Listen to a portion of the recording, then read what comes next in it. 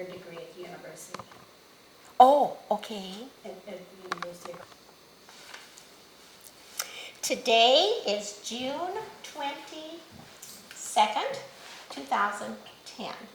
We are in Oxford, Iowa, and I'm interviewing Martha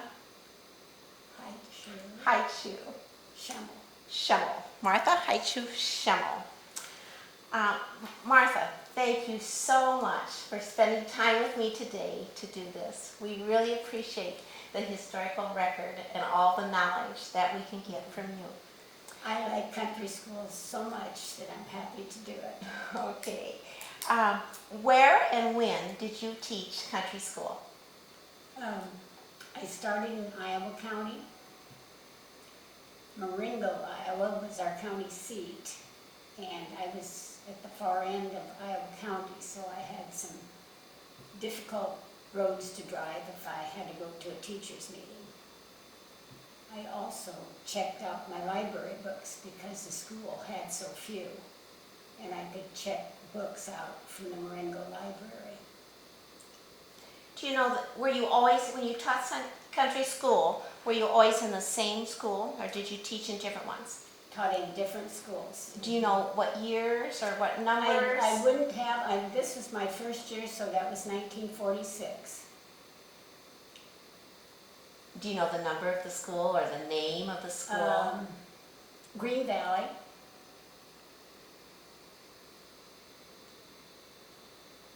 And Township? Green. I think that's right.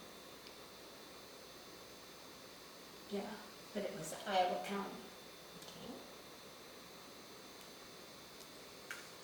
Do you know how many different country schools you taught at? Let's see. I'm going to estimate.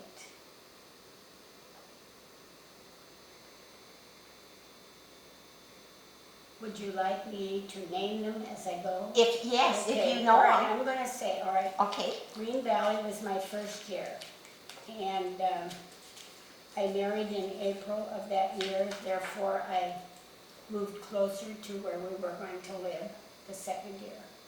That was at Richmond, Iowa, in Washington County. I taught there 2 years. Do you know what township?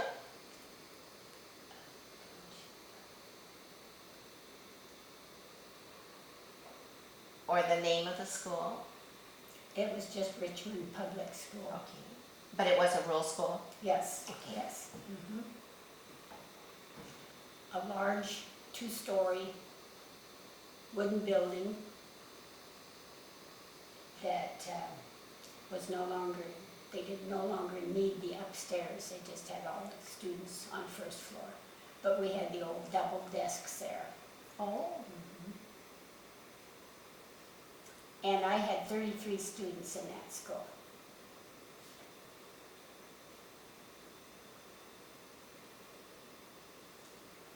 And you were there 2 years? Yes. That, I think, would have been about the time that Barbara was born. And I taught in Liberty Township. And I think that was Liberty number 6.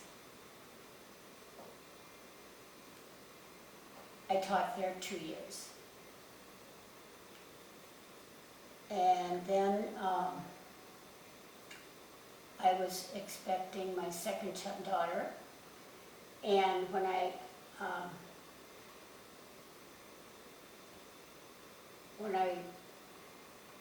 taught again, let's see, this was Liberty 6, but now that would have been, I think that's still Washington County, I'm sure. Be awful close to the Johnson County line though. But following that one, I went to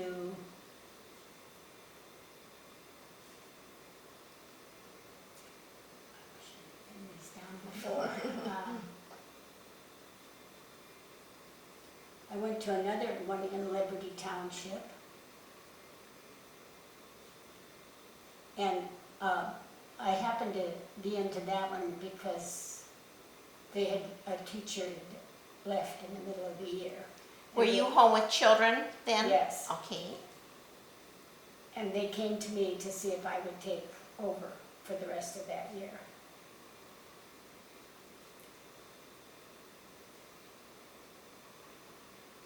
So you just finished out the year.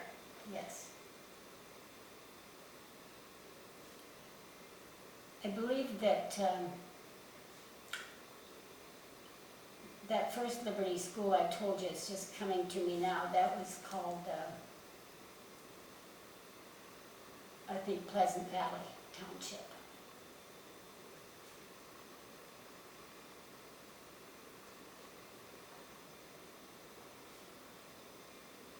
Then we moved down by Durant, Iowa, and I taught in,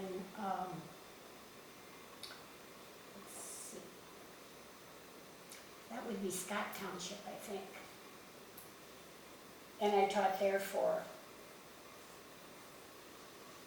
2 years. Do you know what county that was? I heard it's Scott County. It'd be the same as, Davenport.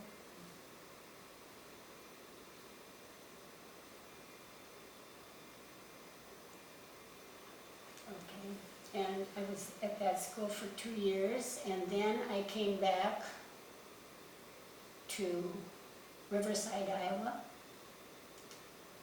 and I taught at, this was in Washington County again now, and it was called the Coffee School. That was the name of it. Just like coffee spelled? Mm-hmm. Coffee School.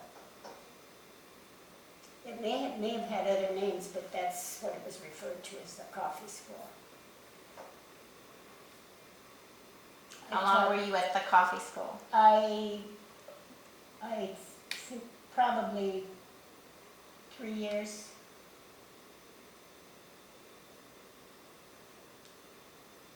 I can remember my youngest daughter going with me to visit one day, and she was about 3 years old. Following that, that's about the time the schools started merging and closing some of the country schools. And our coffee school was closed, and the students from coffee school were sent to Daytonville.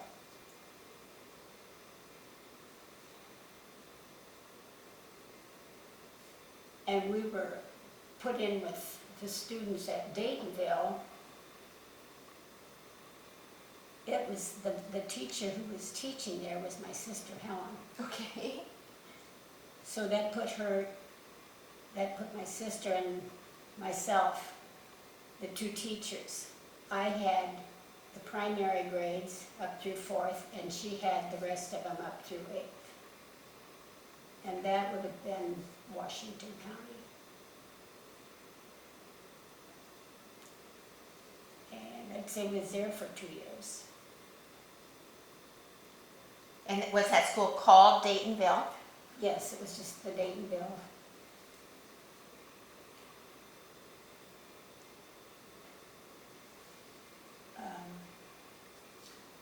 Following that, I think I would have gone to Johnson County. And I started teaching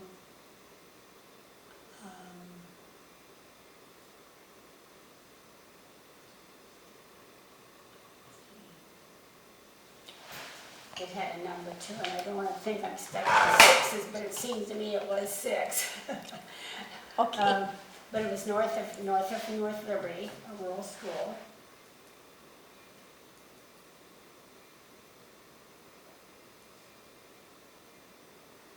And this, of course, would have been Johnson County then. I taught there for 2 years.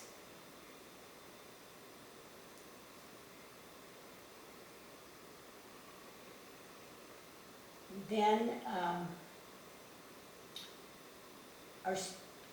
our district yeah, North Liberty School, this has got to be part of the story, I guess. The North Liberty School were tuitioning 7th and 8th graders into Iowa City at that time. They were bused in, and they took 7th and 8th grade. When Iowa City schools did not have room for these extra students, they kept them. The district had to do whatever they could do. So I was hired to teach the 8th grade out in a country school building at all 8th graders. Is this the beginning of the baby boomers? Is that why there's Probably pretty much. not room? Mhm. And I taught the 8th grade for 2 years in the country school. Then, we should be up to about 1964. This is when we merged with Iowa City. However, I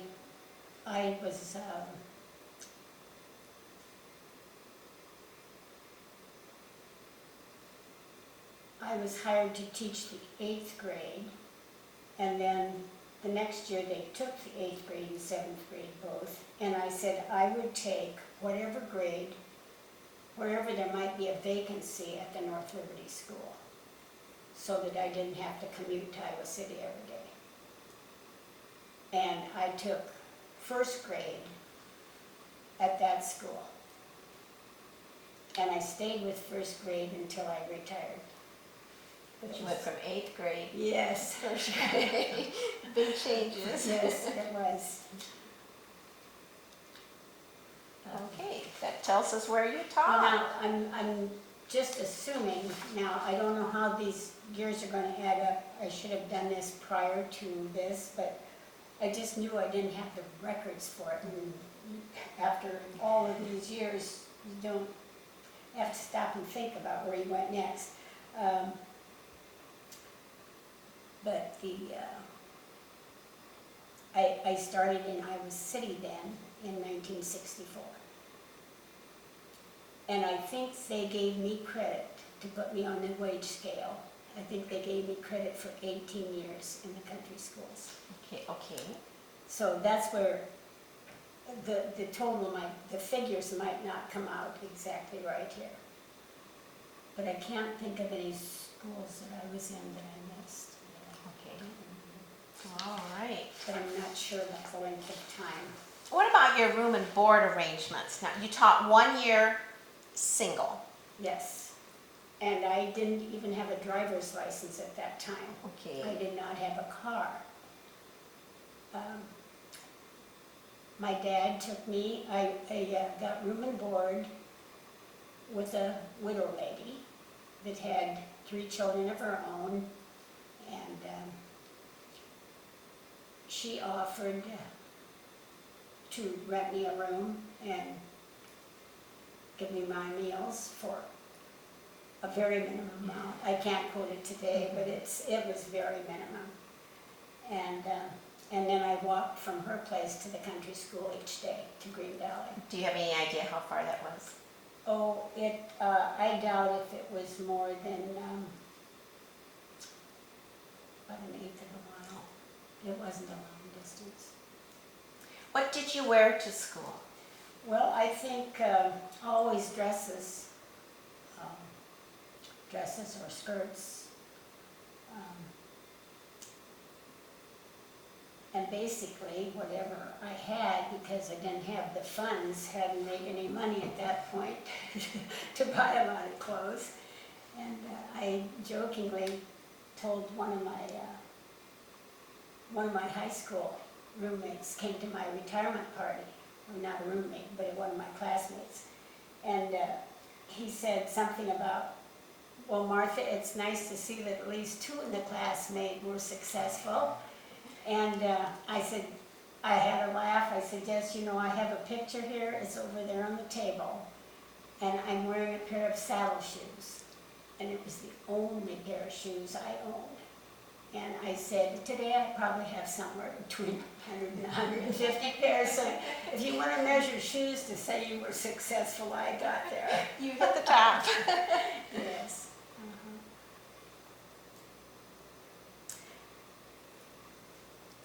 When did you leave for school in the morning? I usually went, I was probably there by 7:30.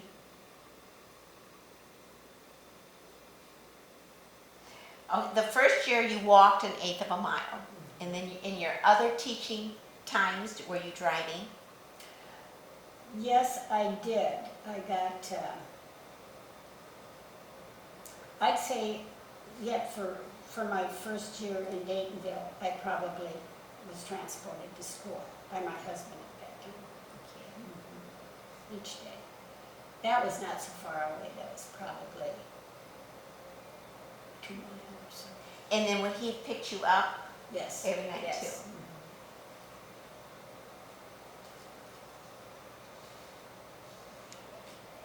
So that was Daytonville. So 1 year you walked, and 1 year or 1 or 2 years at Daytonville, and all the other years. The other years, and I did get my driver's license, and Barbara was a little toddler in the back seat when I was learning to drive. I remember because I put the brakes on too quickly, and they were we didn't have safety belts then either. So that's how I remember the year I taught. Was at Daytonville, and she was with me one day when I was driving. Do you have any special memories of your trips to school or home? Anything special ever happen? Well, I just remember that went through some awfully deep snow drifts. The snow was almost like when I drove down to this Liberty School north of Riverside. It was like Liberty 6, I told you. That school, I can remember driving, and they'd opened the road, but the snow was higher in places than the top of the car. It was like you were driving in a tunnel with no top on it, you know. I don't think the cars that we had were always real dependable, and that was always a concern that, that you get there, when you had a ways to go, that you get there and get home okay. I had one flat tire.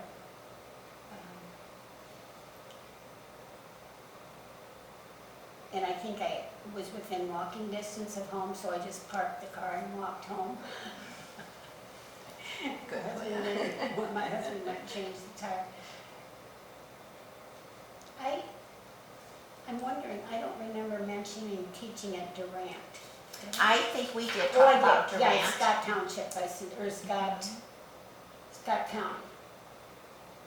Pretty sure. Yeah, that's Durant. Moved to Durant, 2 years. Other than that, and then when I was at Green Valley, like I say, if I had to go to Marengo for a meeting or something, the roads were horrible in the wintertime. I mean, in the spring. And this is when you're not driving and you don't have a car, so how did you get to those meetings? Let's see, I had the road with Helen, because she was in the same town, she was in the same township. So Helen would have picked you up. Yeah. And I think I rode with her a few times. But they didn't require the number of meetings during bad weather that they did. I don't think. We didn't seem to need it near as much.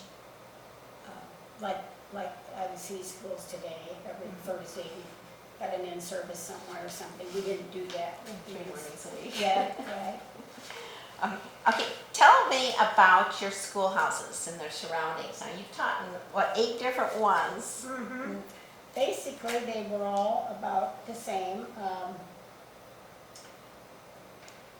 Green Valley School, you stepped on a little concrete entryway, a concrete floor, like a porch, only it wasn't a porch, it was just a piece of slab of concrete, directly into the classroom.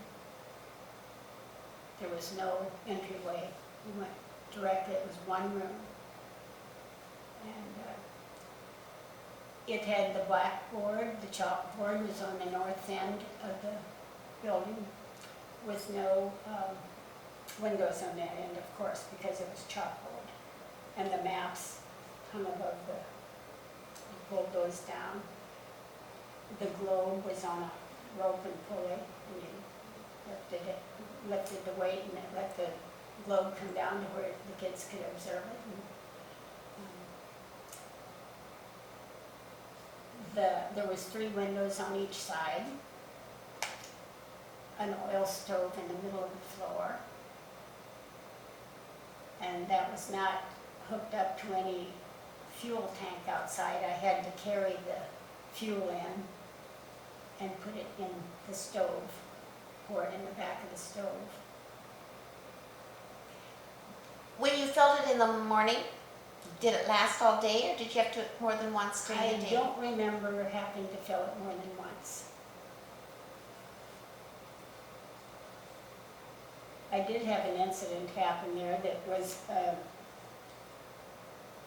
a lesson well learned. I had a skeleton